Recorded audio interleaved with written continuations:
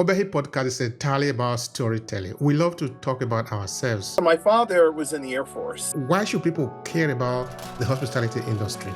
Well, because the hospitality industry has always had the ability to address the most primal need of people. Of what use should tourism be? There is a desire for greater exploration that provides a level of truth and insight that people seek. Why do people travel? Well, I think people need to travel. I think that a great proportion of our story, at least from our point of view, have never been told at all.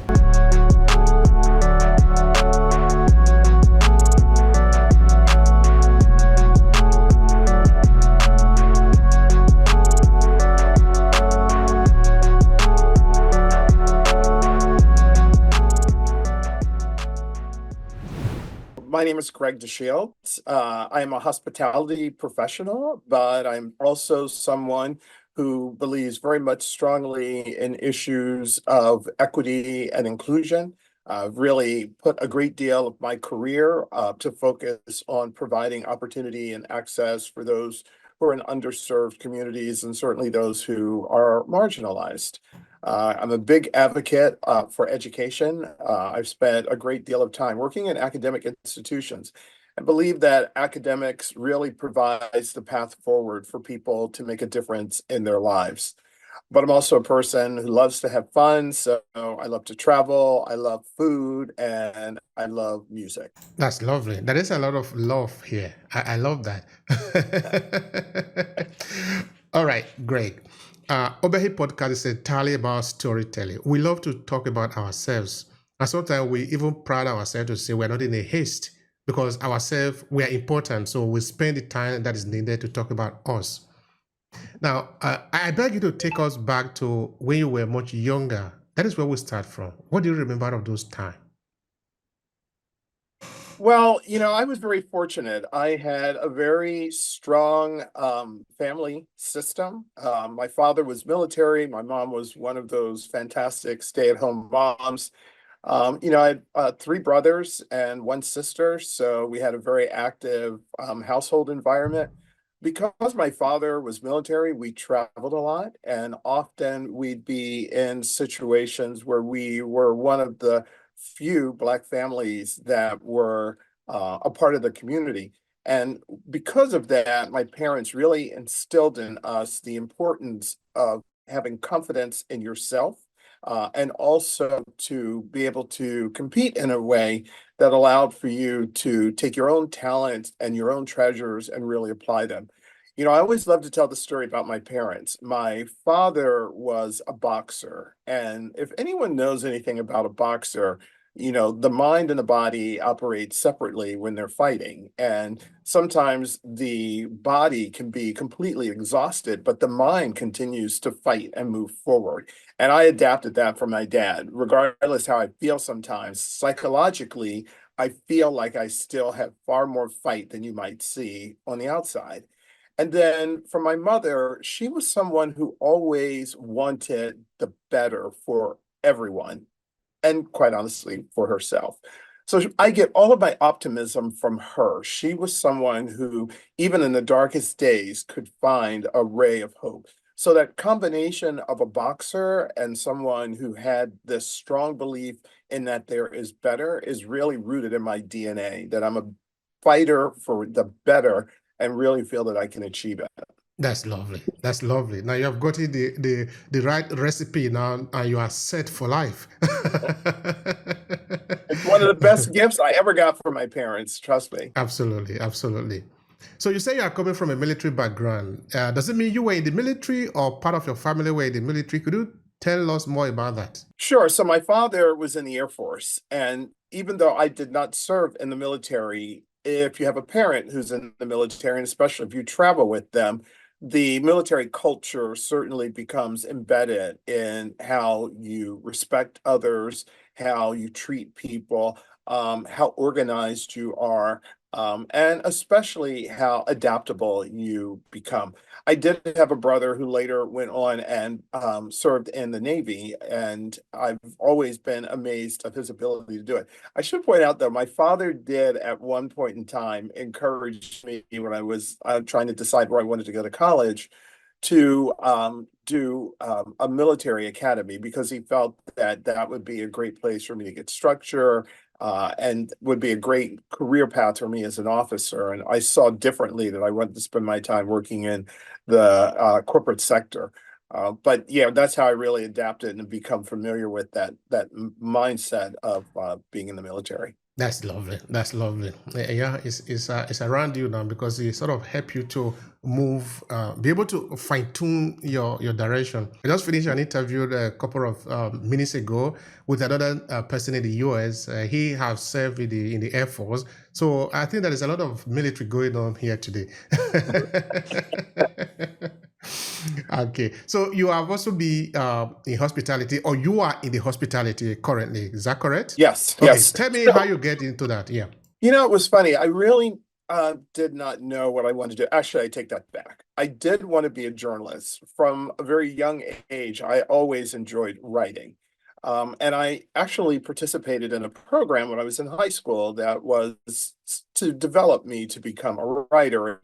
One of the speakers, who was a Black gentleman, and he asked me what I wanted to do, and I told him I wanted to be a journalist, and he said, "Well, you may as well get used to living a very difficult life because it's not often that you have the opportunity to achieve the levels of huge career success as a reporter."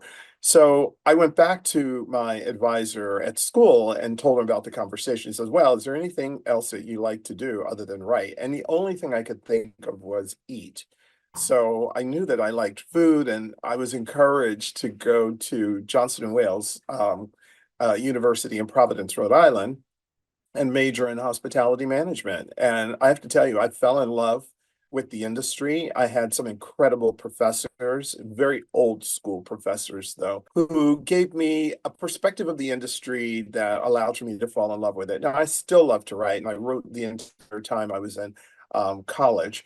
But I've adapted to a deep appreciation of what the hospitality industry provides. It's an economic engine. It creates opportunity for independence and success of individuals, whether they're at the staff support, managerial, or executive level in the industry. But we provide this incredible opportunity for people to live their experiences. And even though most people don't leave with something, well, some might leave with towels, but even though most people only leave with a memory, that memory can last a long time. So it's not brain surgery, but it is certainly work that matters to those who visit various locations. All right. All right. All right. All right. So, personally speaking, from your point of view, what really is good about tourism? Okay, hospitality. Why should people care about the hospitality industry? Well, because the hospitality industry has always had the ability to address the most primal need of people to relax and unwind and experience what it means to just be with your family and your friends in a relaxed environment. Even the tough economic times we faced, the sociability of people is still at the top of what people desired. When we think back, even most recently during COVID, the isolation was what was most devastating for most people. And even though they had moved to outside dining in the cold, people still wanted to socialize and be with their friends. And that's one of the things that the hospitality industry has the ability to deliver, to create an environment that is communal, to create an environment where people can converse, to create an environment where people can recharge.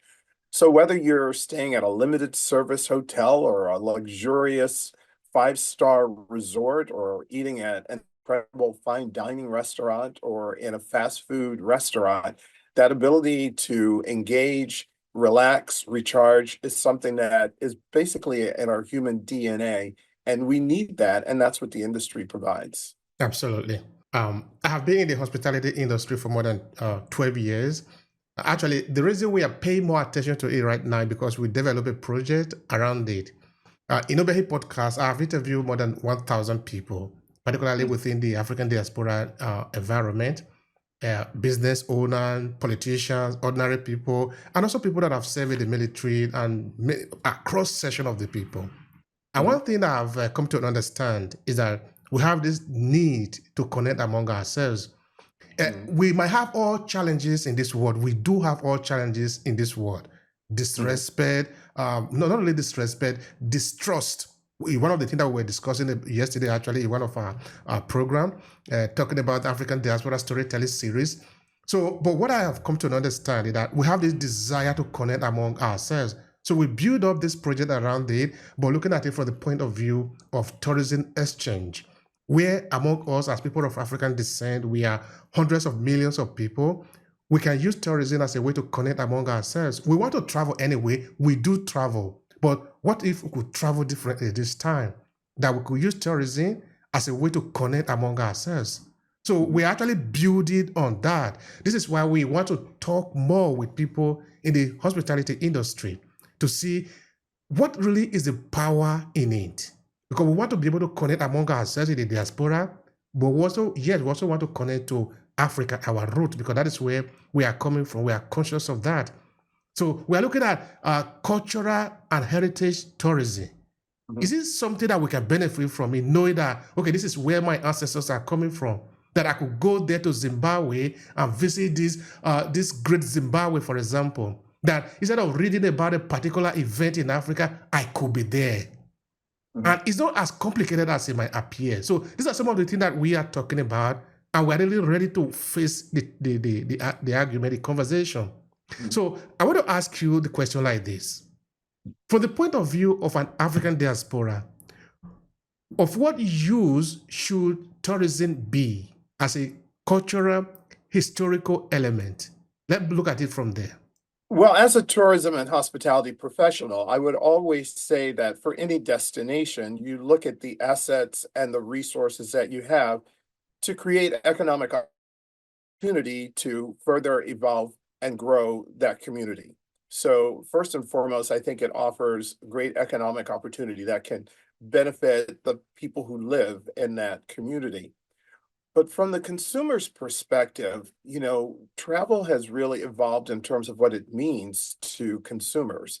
Consumers have really moved to a point where they look for an authentic experience, something that they can't just get anywhere. And in addition, there is a desire for greater exploration and understanding the true history of who I am and how I connect, even if that history is negative. So the idea of how you can evolve this is first, I think, from a business opportunity, but because of it serving as a business opportunity, you can create a more enhanced and enriched experience for those who travel there. And those who travel there are certainly looking to experience an authentic type of activity, a way of looking at their life that perhaps they've never looked at before. Maybe it helps to fill in the blanks, to give them information about who they are that they did not know before. And then to have, like I said in the very beginning, these memories that last a long time. So, as you've kind of, talked about cultural tourism, that is such an important part of what it means to travel today, because there's a great deal of enlightenment. Travel 40 years ago was very structured. We'd put you on a bus and we tell you to look at this and look at that.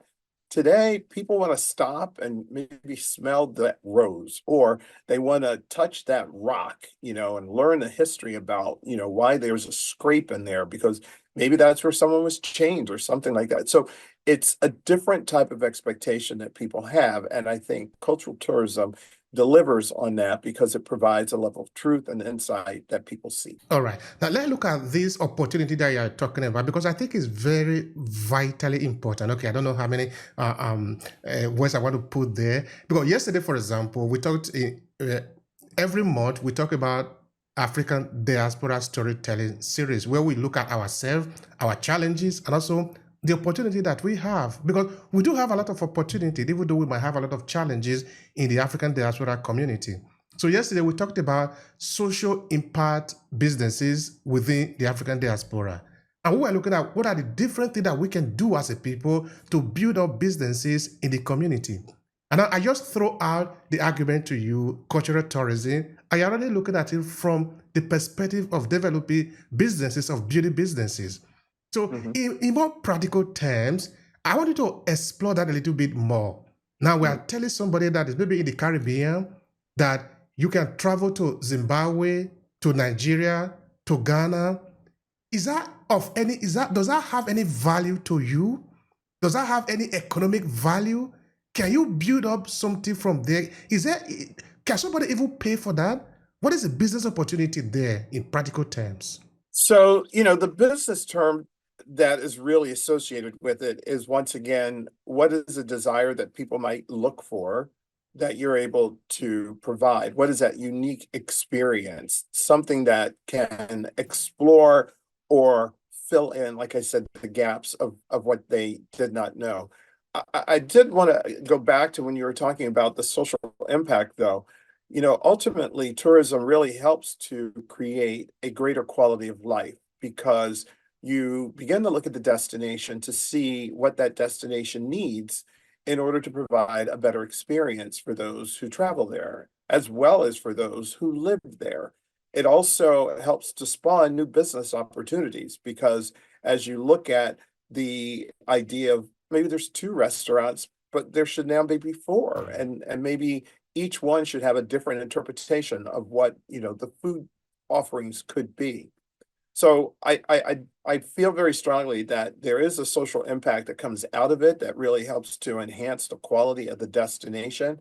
And I think the greater the enhancement of it, the more people would be incentivized. People would be from other locations to go see and explore, especially if it's about changing their perception, because unfortunately, some destinations are saddled with an interpretation that might be outdated and certainly may not have any connection to the reality of the location as it is today. So that idea of cultivating it and building it and then promoting it in a way that helps to incentivize and motivate people, telling the best story about that location, then of course delivering on that when they arrive, I think is at the core of how you would go about creating social impact for the destination, but more importantly, incentivizing people from a variety of different destinations. One last thing I would say, though, and then do some, investigation and due diligence about the targeted market that you want. What is the connection that they may have? Is it just simply because they're Black, regardless where they're at, and that they may find some connection with learning more of a deep understanding of the African diaspora and what that means to them, because it connects with so many communities. In a lot of ways, people just don't even know how it connects. And that level of education and insightfulness can be a huge benefit for the destination. Thank you so much for that. Now, let's try to imagine. Okay, now, from these different years, for how long have you been in the tourism, in the hospitality industry? Over 30 years. All right. You are a grandfather there. All right. Now, I can put the questions to you like this. Why do people travel? Well, I think people need to travel. You need travel in order to continue to nurture your brain. You need the experience. And I am a strong believer that it's not just the destination, it's the journey itself. It's the preparation that goes into travel. It's the actual experience of leaving from your home and going to the airport. It's the social interaction that you have when you're at an airport. I mean, you're exposed to so many different people from so many different demographics, from so many different socioeconomic levels. And that level of engagement during the course of travel is what I find to be amongst the most entertainment. It's also the idea of discovery. I mean, if anyone has gone and rented a vehicle, one of the exciting things is, what am I going to get, and what kind of features is the car going to have? all of those are part of the journey. That's before you even get to the destination and get settled into your room. But everything that you discover, everything that you explore during the course of that is what I think that really fuels the excitement of travel. Once you get to your destination, you start to settle in and it becomes home, then it takes on a different level of engagement for you because you're now adapting to the environment in a way that the personal benefits that you had hoped that you would gain out of this, the relaxation, the bonding, the insights that you gain, it's at a much more gradual pace than that of when you're traveling because you're moving through all of these different tourism components at such a very fast pace. But I would say that it is about the journey and it is about what you're able to gain in terms of relaxing, decompressing, building new memories, and taking those back long after you've left from the location. Absolutely. Absolutely. That is powerful. Now, I have met some guests. Okay, I live in Verona, in Italy, which is the southern part of Italy. And Verona is a city that is well developed in terms of tourism industry. The city make a lot of money from that, so it's very central to the local economy. So I've met people that have been coming here for over 20 years, every year, 10 years, 5 years.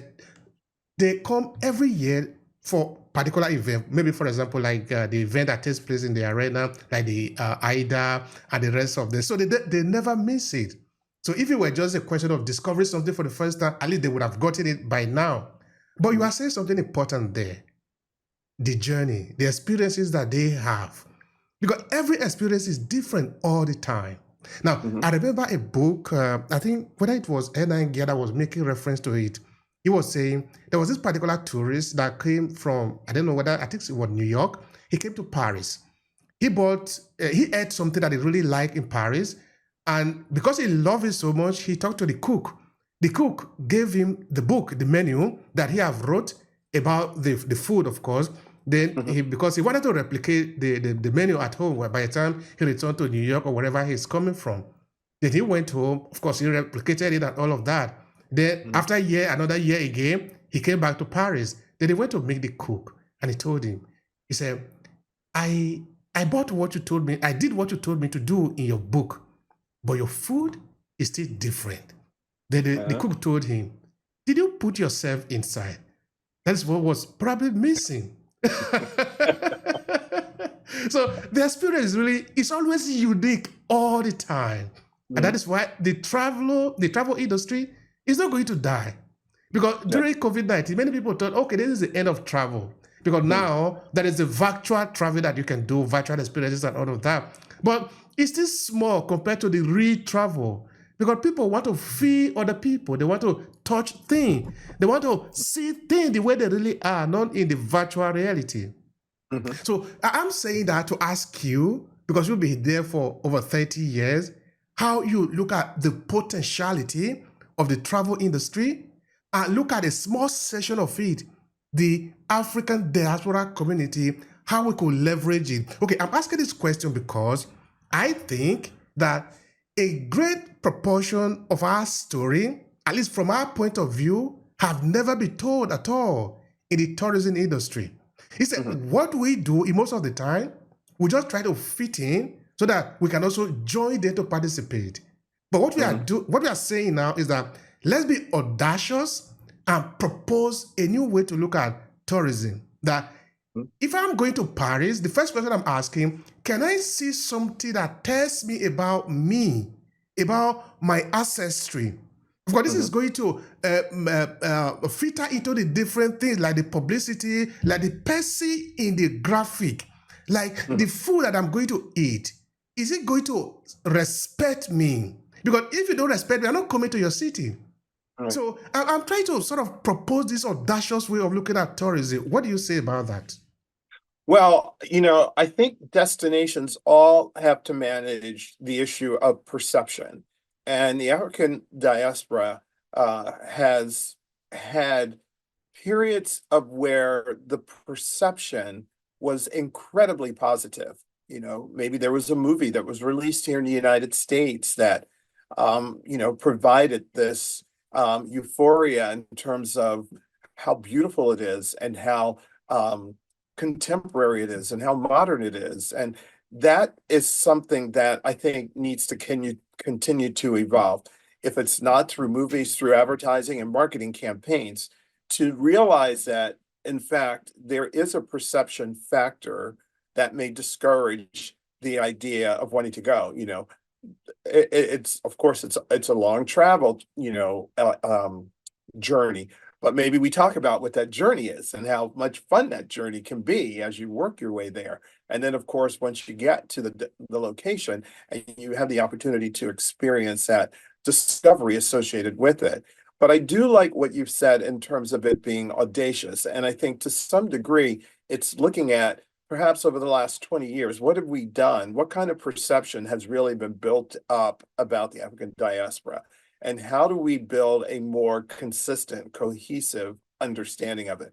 Because there have probably been some perceptions that have certainly shown it as a modern, contemporary place to go. And then there are others that may show it still as an area that needs to be developed and one that people may feel may not be very consistent with what they had hoped for.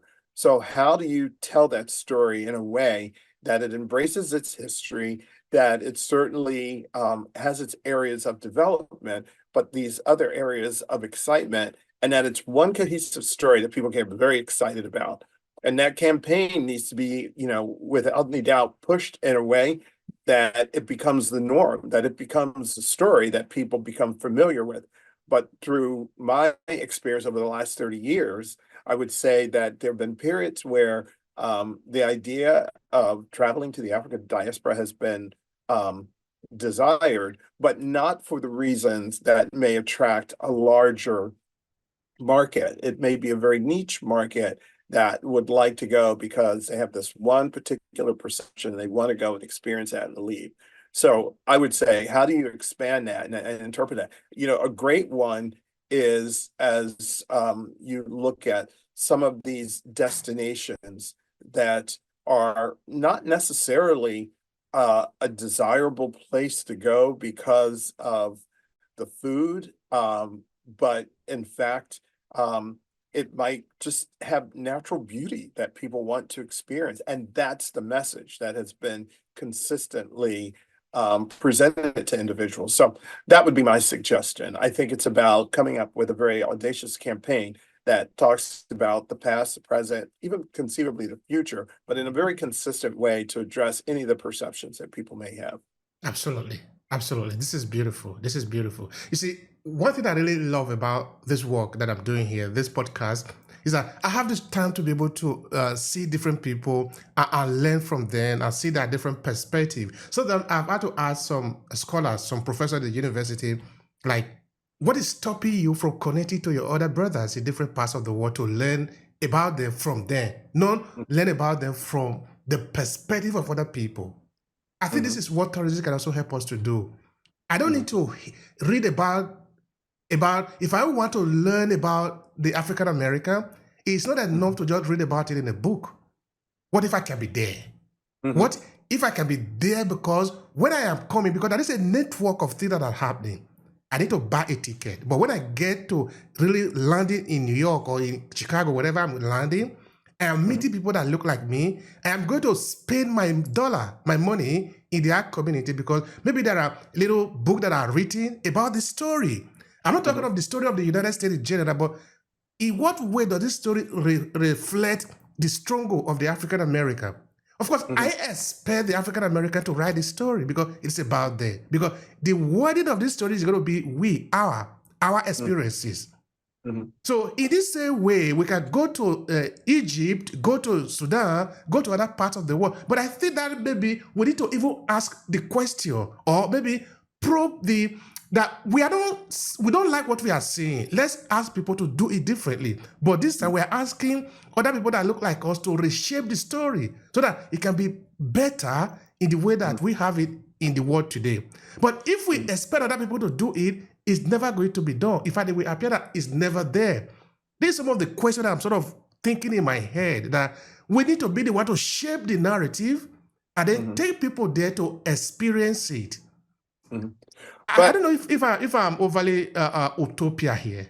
No, you actually are a very good aspect of it, but I would say that amongst the way to authentically um, market and promote a destination is to use the voices of the people who are there. So engaging with those people who are the actual representatives of the community.